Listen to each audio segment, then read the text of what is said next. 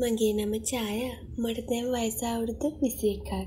මම ජීවත් වුණේ අම්මයි තාත්තයි මගේ අක්කයි එක්ක. හරිම සාමාන්‍ය පවුලක. මගේ පවුලේ අය ගැන කියනවා නම් අක්කා මට වඩා හුඟක් වෙනස්. එයාගේ නම නිම්මි. අක්කට වයස 28ක්. පුංචි කාලේ ඉඳලම අපේ නෑදෑයෝ යාළුවෝ හැමෝම කතා වුණේ මගේ රූපේ ගැන. මම උපතින්ම ගොඩාක් ලස්සනයි.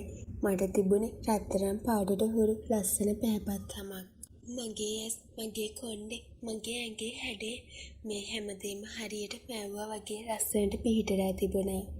ඉස්කෝලේ යන කාලේ ඉඳලම කොල්ලොන්ගේ ඇස් තිබුණේ මගේ දිහා. ඒත් අක්කා ගොඩාක් ලස්සන කෙනෙක් නෙවෙයි. එයා පාටින් ටිකක් කළුයි. එයාගේ මූණ මගේ වගේ ආකර්ෂණයක් තිබුණේ නෑ. හැබැයි අක්කා හරීම ගුණයහපත්. හිත හොඳයි. ඒත් ලෝකෙ හැටිනේ ගොඩාක් අය මනින්නේ පිටපෙනුමෙන්. අන්න ඒ නිසාම අක්කගේ විවාහය ටිකක් ප්‍රමාද වෙලා තිබුණේ. අම්මයි තාත්තයි අක්කගේ කසාද ගැන ලොකු බරකින් හිටියේ. අනේ මන්දා මේ කෙල්ලට හරි හමන් තැනකින් කතා කරන්නේ නෑනේ. වයසත් යනවා කියලා අම්මා නිතරම තාත්තා එක්ක දුක් වුණා.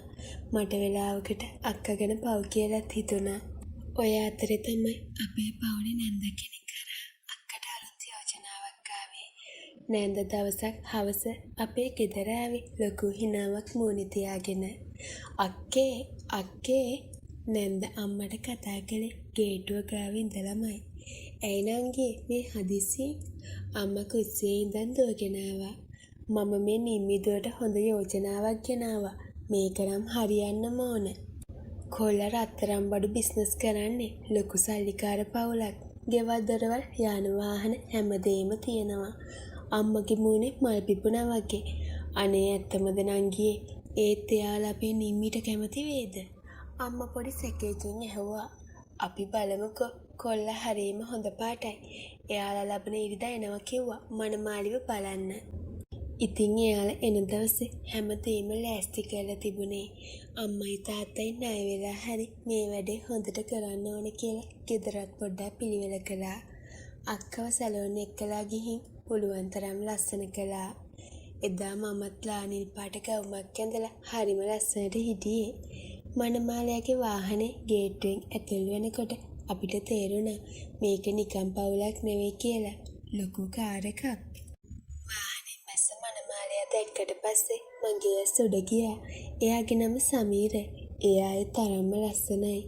මම හිතුවේ නෑ අක්කා වගේ කෙනෙක් බලන්න මෙච්චර කඩවසම් පිරිමියෙක් එයි කියලා. එයා උසයි, සුදුයි, හරියට නළුවෙක් වගේ. එයා ඇඳලා හිටපු ෂර්ට් එක එයාට ගොඩාක්ම ගැලපුණා.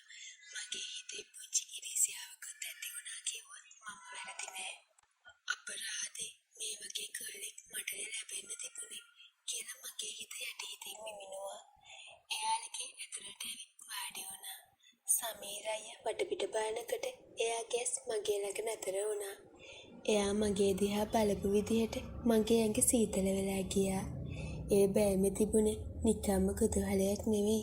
ඊට වඩා එහා ගිය ආශාවක්. එයා මගේ දිහා බලාගෙන යාන්තම් hina වුණා. මමත් ලැජ්ජාවෙන් බිම බලාගත්තා. අක්කත් ඒක අරන් සාලට ආවා. අක්කා ගැහි හිටියේ. සමීර අයියා අක්කා දිහා බැලුවේ හරිම සාමාන්‍ය විදිහට. ලොකු උනන්දුවක් පෙන්වුවේ නෑ. ඒත් එයාගේ අම්මලා තාත්තලා අක්කගේ ගුණයහපත්කම ගැන පැහැදිලා හිටියේ. පුදුමි කියන්නේ ටික වෙලාවක් කතා බහ කර ඉඳලා එයාලා යන්න ලෑස්ති වුණාම සමීර අයියා අක්කට කැමති වුණා. ඒක අම්මටත් අදාහ ගන්න බැරි වුණා. අපි කැමතියි. මම කැමතියි නිම්මිට. සමීර අයියා එහෙම කියන ගම මගේ දිහා හොරෙන් බැලුවා. එයා එක කිව්වේ මගේ දිහා බලාගෙනද කියලා මට හිතුණා. කොහොම හරි එයා යන්න කලින් මගේ ළඟට ඇවිත් කතා කළා. නංගිට වයස කීයද? එයා ඇහුවා. කටහඬ හරිම ගැඹුරුයි. 21යි අයියේ. මම කෙහෙ උත්තර දුන්නා. නංගි හරිම ලස්සනයි. මම හිතුවේ නෑ නිම්මිට මෙච්චර ලස්සන නංගි කෙනෙක් ඉන්නවා කියලා. එයා මගේ ඇස් දෙයක් කෙලින්ම බලාගෙන කිව්වා. මට දැනුණා පොර අක්කට කෙසේ වෙතත් මට කැමතියි කියලා. ඒ වචනවල තිබුණේ සහෝදරකමට කියපු දෙයක් නෙවෙයි. එයාගේ ඇස්වල තිබුණු කෑදරකම මට අඳුරගන්න පුළුවන් වුණා.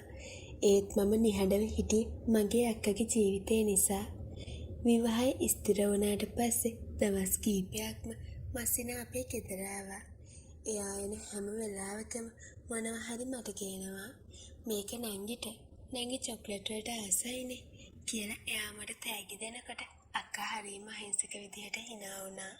අක්කා හිතුවේ මස්සිනා මට සහෝදරයෙක් වගේ සලකනවා කියලා.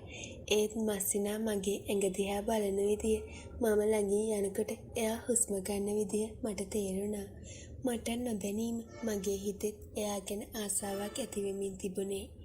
එයාගේ සල්ලි, එයාගේ පෙනුම, එයාගේ පිරිමිකම මගේ හිත ඇදලා ගත්තා. මාස 3කට පස්සේ අක්කයි සමීරයි බැන්දා. ලොකු හෝටලයක වෙඩින් එක ගත්තේ. මම තමයි දෙවනි මනමාලි. එදා මම ඇඳේ රතු පාට සාරියක්. එදා නම් සමීර අයියා අක්කා දිහාට වඩා බැලුවේ මගේ දිහා. ෆොටෝ ගන්නකොට එයා හිටියේ මගේ ඇඟේ ගෑවි නොගෑවි. මට දැනුණා එයාගේ අත මගේ ඉන වටේ යනවා වගේ. කාලය ගෙවිලා ගියා. අක්කා සමීර අයියාගේ ගෙදර පදිංචියට ගියා. ලොකු දෙමහල් ගෙයක්. ටික කාලෙකින් අක්කා ප්‍රෙග්නන්ට් වුණා. මේ ආරංචිය අහපු ගමන් අපේ ගෙදර හැමෝම සතුටු වුණා. ඒත් අක්කට ටිකක් අමාරු වුණා. එයාට වමන යනවා, ඇඟට පණ නැහැ. දොස්තරලා කිව්වේ පරිස්සම් වෙන්න කියලා. දවසක් සමීර අයියා අපේ ගෙදරට කතා කළා. අම්මේ නිම්මිට තනියම වැඩ කරගන්න අමාරුයි. අපි බැලුවේ ඡායානංගිව ටික කාලෙකට මෙහෙ නවත්ත ගන්න. එයාට පුළුවන් නේ අක්කගේ තනියට ඉන්න.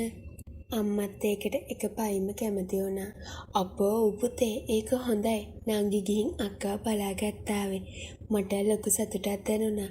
එක පැත්තකින් අක්ක ගැන තියෙන ආදරේ, අනිත් පැත්තේ සමීර අයියව දකින්න තියෙන ආසාව. ඉතින් විවාහයෙන් පස්සේ මම අක්කලගේ ගෙදර නතර වුණා. ඒ ගෙදර හරිම ලස්සනයි. මට වෙනම කාමරයක් ලැබුණා. අක්කා දවසම වගේ හිටියේ කාමරයට වෙලා. මම තමයි ගෙදර උයන පිහන වැඩ කළේ. අස්පස් කරන වැඩ කළේ. සමීර අයියා උදේට වැඩට යනවා, හවසට එනවා. එයා ගෙදර එනකම් මම නොයොසිල්ලෙන් බලන් හිටියා. එයා ආවම මම තමයි එයාට තේක හදලා දෙන්නේ. අක්කා නිදි ඇතරේ අපි දෙන්න සාලේ ඉඳන් ටීවී බලුවා. ටිකෙන් ටික අපේ කතා බහ වැඩි වුණා. නංගි වෙන කෑම හරිම රසයි. නිම්මිට වඩා හොඳට නංගිට උයන්න පුළුවන්. දවසක් රෑ කෑම කන ගම සමීර අයියා කිව්වා. එයාගේ කකුල මේසේ යටින් මගේ කකුලේ වදිනවා මට දැනුණා. මම කකුල හටට ගත්තේ නෑ. මගේ හිත ගැහෙන්න ගත්තා. දවසක් දවල් වරුවේ මම කුස්සියේ හිටියේ. අක්කා කාමරේ නිදාගෙන. මම හවසට බොන පළතුරු යුෂ එකක් හදමින් හිටියේ.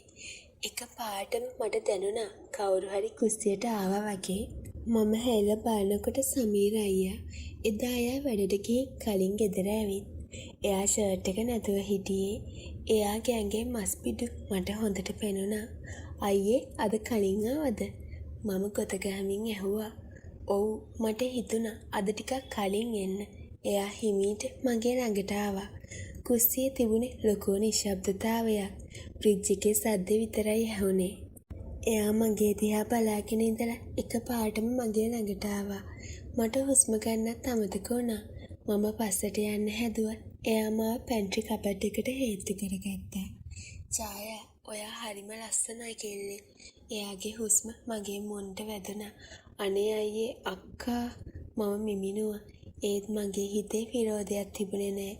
නිම්මි නිදි කවුරුත් දැනගන්නේ නැහැ. එයා මගේ ඇස් දෙක දිහා බලාගෙන කිව්වා. එයා ඇවිත් මගේ තොල් ෂණයකින් එයා සතු කරගත්තා. ඒක මගේ ජීවිතේ මම ලැබපු අමුතුම අත්දැකීමක්. මම ගැහි ගැහි හිටිය. එයාගේ පහසට මම යටත් වුණා. එයාට පුදුම හැකියාවක් තිබුණා. හරිම ඉක්මනින් කෙල්ලෙක්ගේ හරිම තැනේ හැඟීම අවසන්න. එයාගේ මගේ ඇඟ පුරා දුවනකොට මට ලෝකේ හැමදේම අමතක වුණා. මගේ අක්කා, මගේ දෙමව්පියෝ, සමාජය, මේ හැමදේම ඒ මොහොතේ බඳ වෙලා ගියා. ඉතුරු වුණේ සමීර අයියාගේ උණුසුම විතරයි.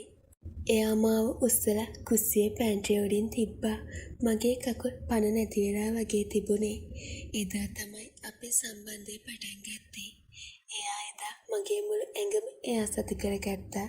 මම කවදාවත් හිතුවේ නෑ මගේ අක්කගේ සැමියා එක්ක මම මෙහෙම දෙයක් කරයි කියලා. ඒත් එයාගේ ආකර්ෂණයෙන් ගැලවෙන්න මට පුළුවන් වුණේ නෑ.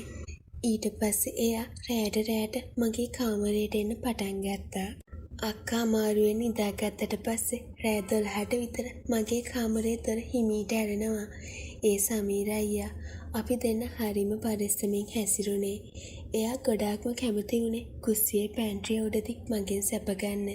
දවල්ට අක්කා නිදාගත්තම එහෙම නැත්නම් අක්කා නාන වෙලාවට එයා කුස්සියට දුවගෙන එනවා.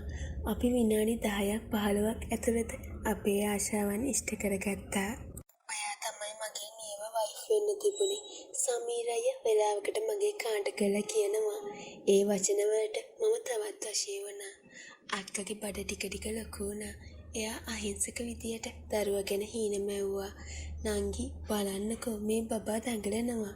අක්කා මගේ අතාරක් එයාගේ බඩ උඩින් තියාගන්නකොට මට මහ පොළොව පලාගෙන යන්න හිතුණා. මම කරන්නේ කොච්චර ලොකු පව්කාර වැඩක්ද කියලා මට තේරුණේ ඒ වෙලාවට. ඒත් රෑ වෙනකොට සමීර අයියා මගේ කාමරයට එනකොට මගේ ශරීරය මගේ පාලනයෙන් ගිලිහෙනවා. අක්කට බබා ලැබෙනකම් අපේ සම්බන්ධය දිගටම තිබුණා. අක්කා ඉස්පිරිතාලෙට ගෙනිච්ච දවසේ රෑත් සමීර අයියා හිටියේ මගේ ළඟ. එදා අයියා වෙනදාටත් වඩා ආවේගශීලී වුණා. පහවදා උදේ අක්කට දුවෙක් ලැබුණා.